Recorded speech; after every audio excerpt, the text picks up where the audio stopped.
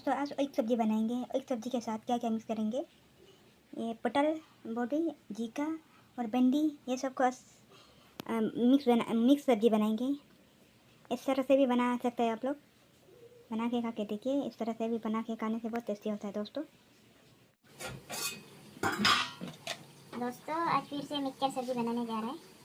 ये नमक, ये टमाटो, दोस्तों मिर्चा नहीं डालेंगे क्योंकि मेरा बेटी को भी खिलाना होता है। ये देखो, ये पटल देख सकते हैं, ये भिंडी, ये जीका,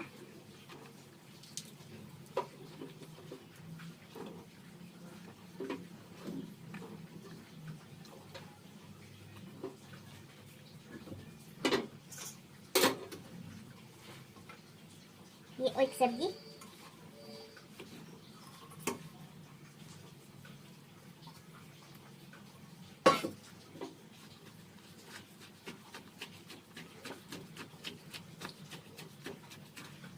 दोस्तों इसको उबलने देते हैं अच्छे से।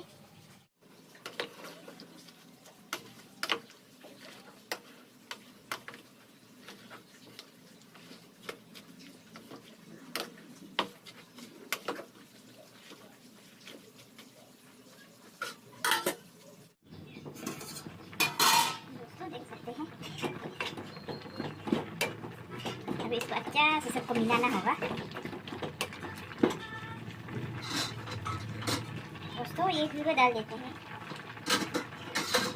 इसको लास्ट में डालना ही अच्छा लगता है।